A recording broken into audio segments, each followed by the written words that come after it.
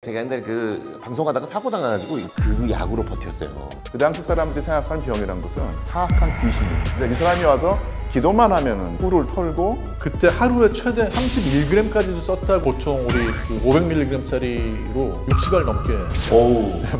에디슨이 뭔가를 발명할 때 머리가 아파서 먹었을까라는 처음부터 사이 나빠질 것 같은데 참고 있었거든요. 과학은 화이트의 사이언스.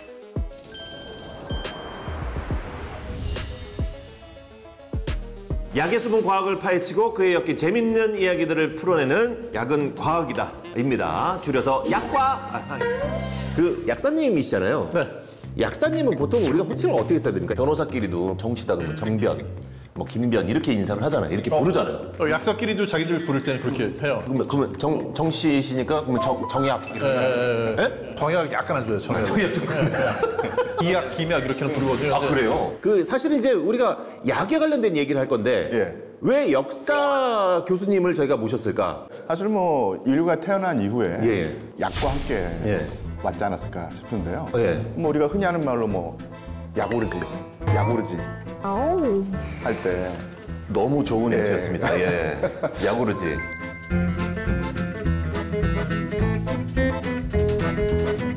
그리고 뭐 중국의 뭐 신농 씨가 예. 이제 고대 설화에 나오는 인물인데 예. 신농이 뭐 그 중국 문명 시작부터 같이 나오거든요. 이제 그만큼 연원이 오래됐으니까. 또 하나 상당히 흥미로운 것이요. 근대 들어서 가장 전쟁에서 많이 쓰이는 물품이 뭐겠습니까?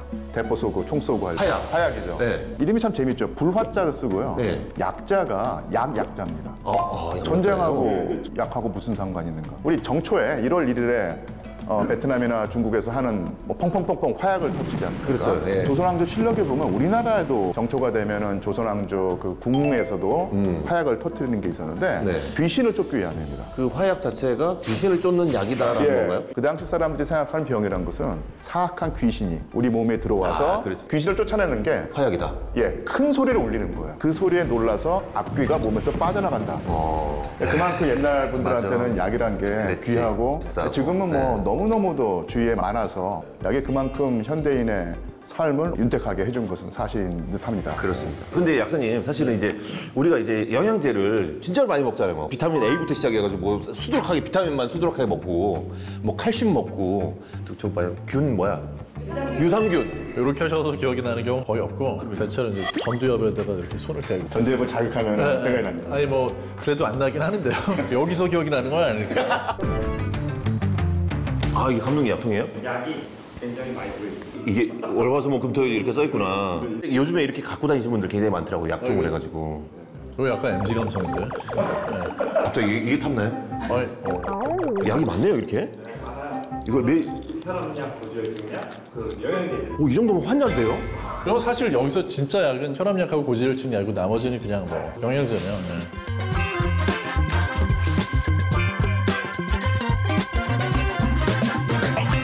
그러고 보니까 제가 눈여겨 안 봤는데 약을 사면요. 약의 유효기간이 박혀 있나요, 이게?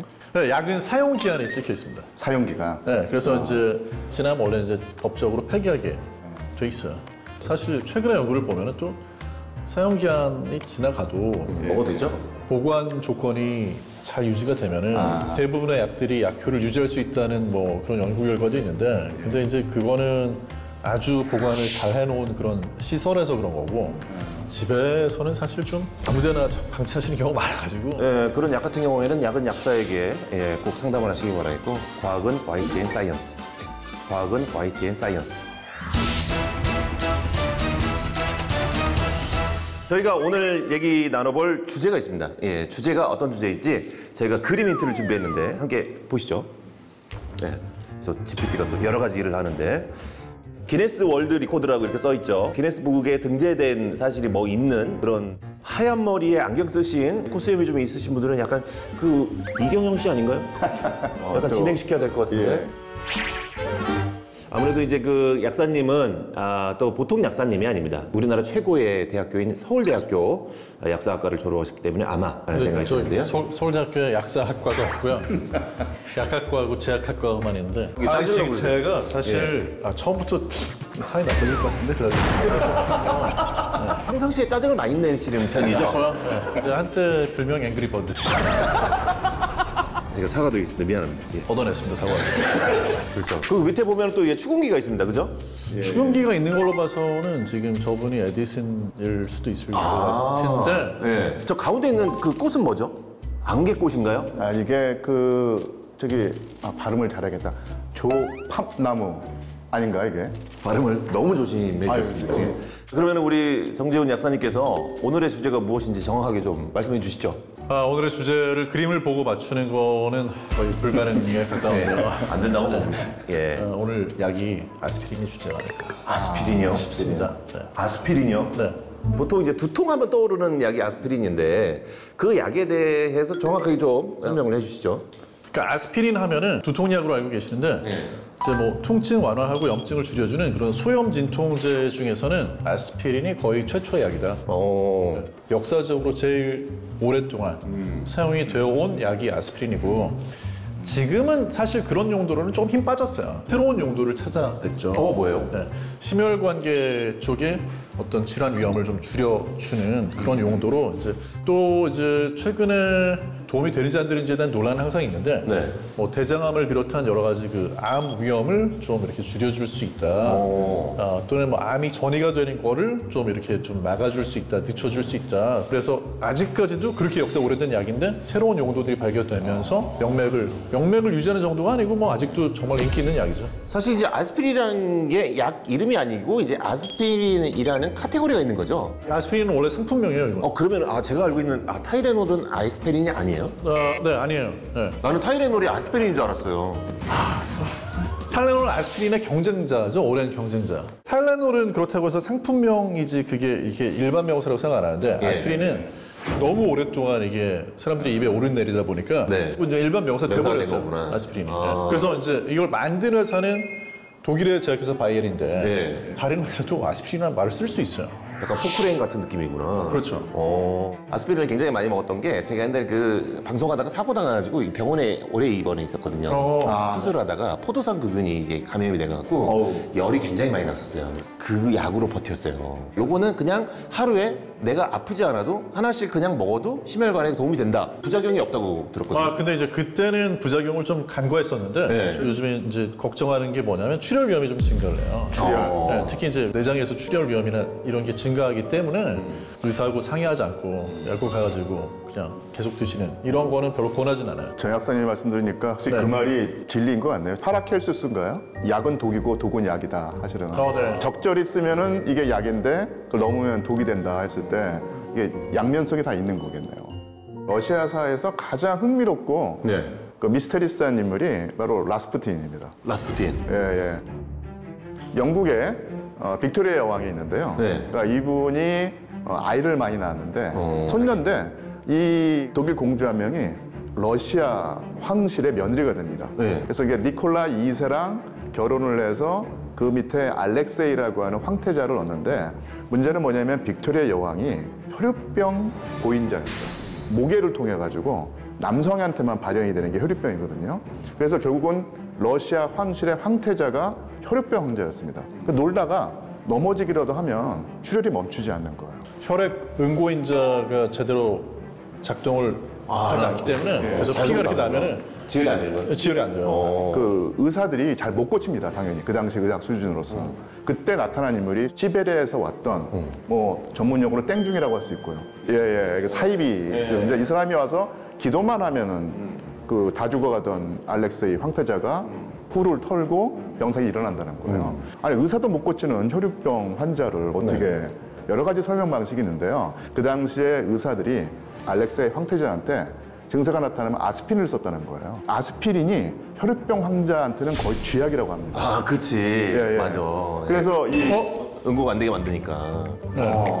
그 라스푸틴이 뭐 알고 그랬는지 모르고 그랬는지 의사들이 아스피린 처방을 하지 못하게 하고 기도를 했다는 거예요. 아스피린을 못 쓰게 하는 그것이 혈유병 증세를 완화하는 요인이 됐다. 황제 부부가 엄청난 신뢰를 하고요. 근데 이런 상황을 이용해서 엄청난 권력을 가지고 국정을 농단합니다. 이 아스피린 부작용은 러시아 제국의 성서에 아주 중요한 작용을 했다.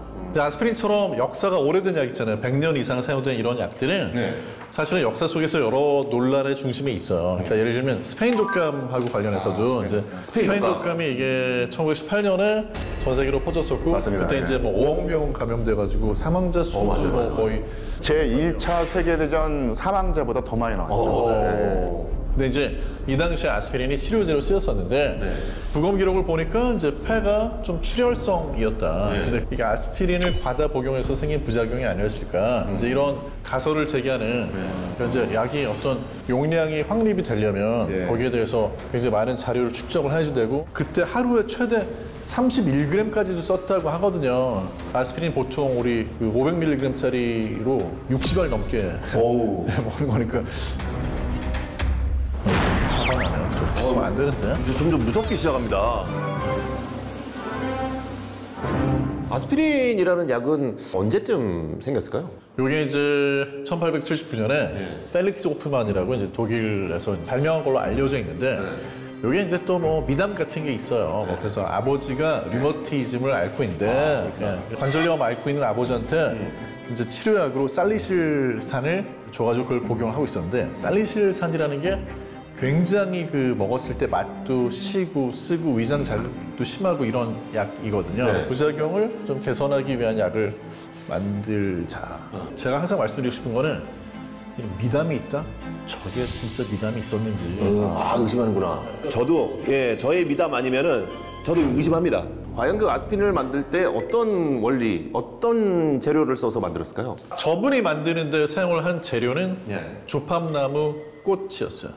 좋다. 그래서 사실은 거기에서 아스피린이라는 이름을 조팝나무가 영어로 스피리아 앞에 R라고 붙여놓은 거는 이제 아세틸기라고 하는 이제 그 화학 구조를 거기다 붙였다. 뒤에 린 이렇게 끝나잖아요. 요즘에도 약 이름 중에 무슨 린 많잖아요. 그때도 린 붙이면 약 이런 느낌인데. 그러면 아이린도 약인가요? 아이린이요? 우울할 때 쓰는 약이죠. 우울증 약이라고 보시면 돼요. 아이린도 약이다. 근데 그 사람이 어떻게 조팝나무에 그런 스피린이라는 이 성분이 들어있는 걸 어떻게 알고 이걸? 조팝나무에서만 이게 발견되는 건 아니고요. 굉장히 여러 뭐 나무에서 발견이 돼요. 그래서 조팝나무 말고도 더 먼저 이걸 사용을 한 거는 2000년 전에는 이제 그리스에서 이 버드나무 잎 버드나무 뭐 껍질이라든지 이런 걸 이제 빻아가지고 아픈 부위에다가 이렇게 갖다 대고 있으면은 통증에 효과가 있다. 뭐 예를 들어서 뭐 치통이 있을 때 씹거나 그걸 갖다 대고 있으면 뭐 이렇게 통증이 좀 완화가 된다. 제가 듣기로 그 뭐 고릴라나 오랑우탄도 어떤 쓴맛이 나는 그 나뭇잎만 골라 먹는다는 거예요. 왜요? 몸이 안 좋을 때. 그러니까 그 친구들도 어떤 약효를 아는 지능이 있다는 얘기죠. 근데 그 아까 그 버드나무 말씀하셨는데 제가 좀 으쓱한 게 제가 그냥 뭐 버드나무 키웁니까? 유씨입니다, 제가. 버드나무 유씨예요?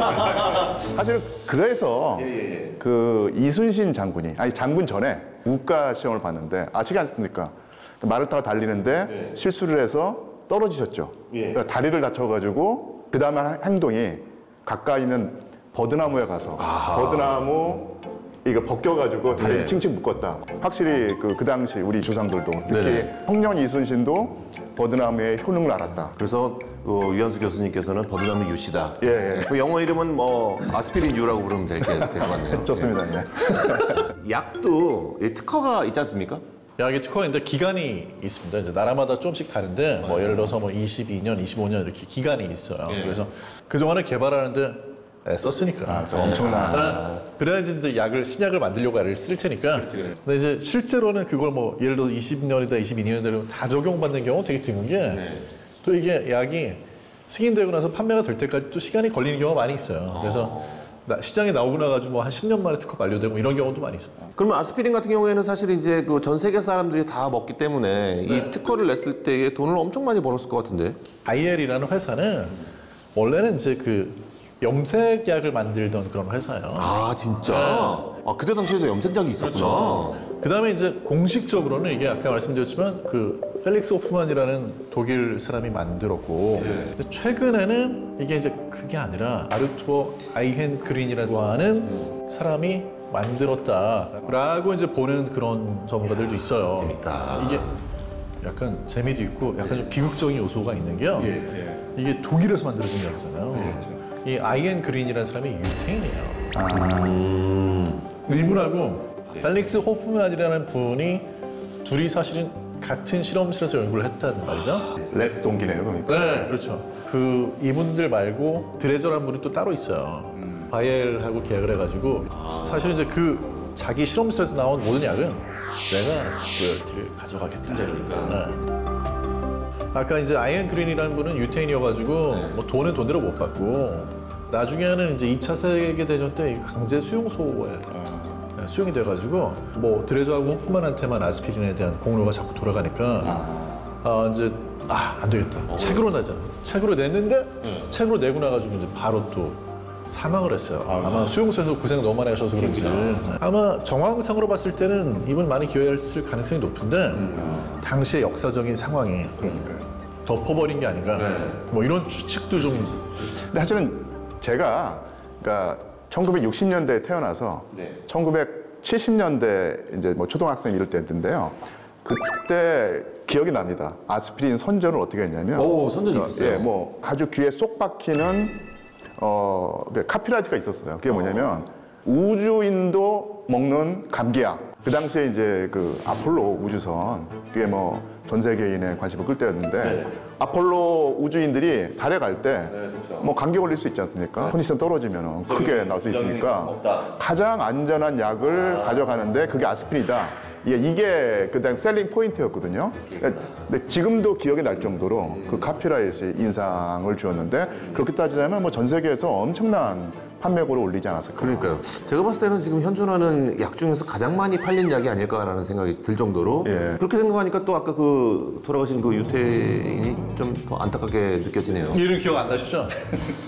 아이엠 그라운드 전속이 여기까지만. 아이엔 그린. 그러니까 이름이 어려운 것도 약간. 근데 이름은 낭만적이에요. 독일어로 아이해는 그러면 떡갈나무고요. 아 그래요? 네, 그린이 이제 푸르다, 녹색이라는 뜻이거든요. 푸른 떡갈나무. 네, 푸른 떡갈나무 이렇게 돼가지고요. 알겠습니다. 아스피린류.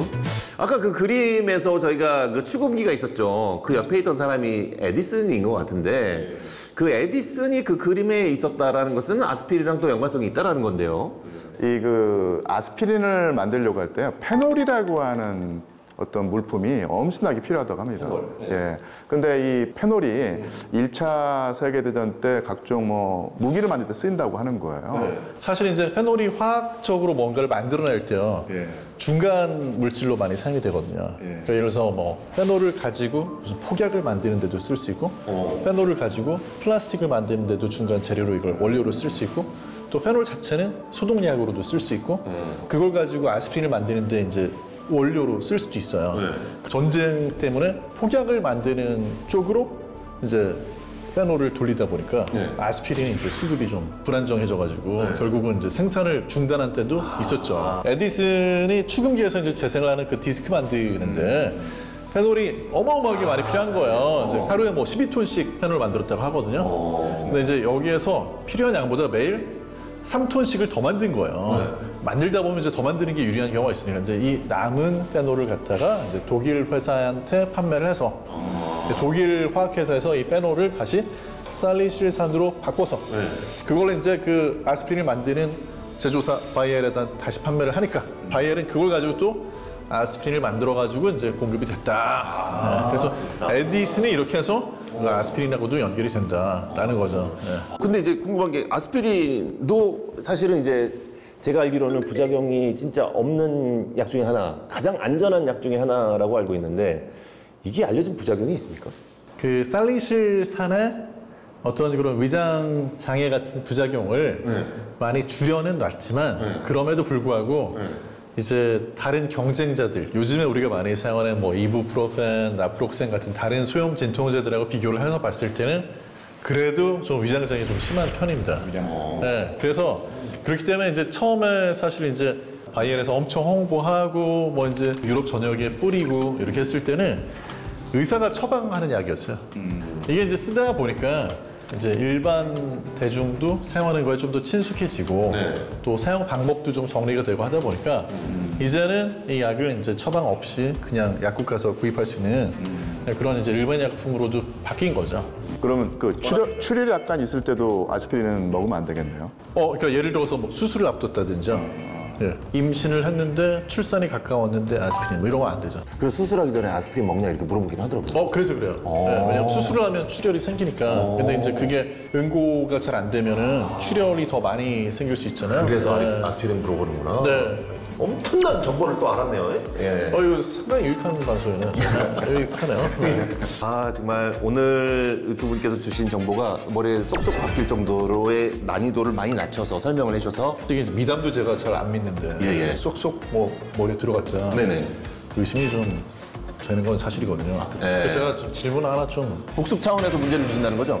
같이 풀어보시죠. 예. 아스피린은 이제 개발자로 알려져 있는 그 펠릭스 호프만이라는 분이 있잖아요. 예. 네. 그분 말고 내가 아스피린 개발했다. 아까 연수 교수님이 나한테 이거 물어봤었는데. 라고 주장. 그 유태인. 네네. 그분, 아직도 IM 그라운드밖에 생각이 안 나는데. IM 그동안 힌트를 있지 않았어요? 푸른 떡갈나무라고. 그러니까 푸른 떡골나무.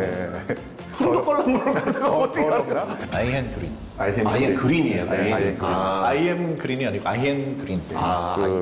우리가 그 펠릭스 호프만만 기억하면 역사의 그 어떤 그 희생자를 우리가 기억해야 한다는 차원에서 아이헨 그린은 좀 기억해둘 필요가 있을 것 하고요. 그럼 또 저도 한번 퀴즈 하나 유 교수님께서 퀴즈를 준비하셨습니까? 예. 좋습니다. 사람 이름 이런 건 안 했으면 좋겠습니다. 사람 이름인데. 그래요? 아스피린 투약을 막아서 오히려 환자에게 좋은 아까 그 말씀 해주셨잖아요. 러시아의 이상한 무슨 푸틴이었어요. 예. 그쵸? 푸틴. 예. 그쵸? 무슨 푸틴일까요? 경험자. 푸틴인가? 거의 다 왔는데. 거의 다 왔는데. 그 네자였어요. 예. 스푸틴. 맞아요? 네 글자 중에 세 글자를 맞췄는데. 스푸틴인가? 아닌가? 도레미송 한번 생각해 보시고. 시스푸틴. 라스푸틴인가요? 라스푸틴. 라스푸틴. 너무 올라갔다. 자, 약은 과학이다. 정말 재밌습니다. 영상 보시다가 여러분들께서도 궁금한 약이 있다 그러시면은 댓글 남겨주시면 저희가 그거를 참고해서 또 프로그램 만들어 보도록 하겠습니다. 나는 먹지 말고. 그거 괜찮네요. 약은 과학이다 해서 약 없나? 마침 당 떨어졌는데. 근데 뭐 나도 이제 100% 못 맞힌 건 아니니까. 시스푸틴.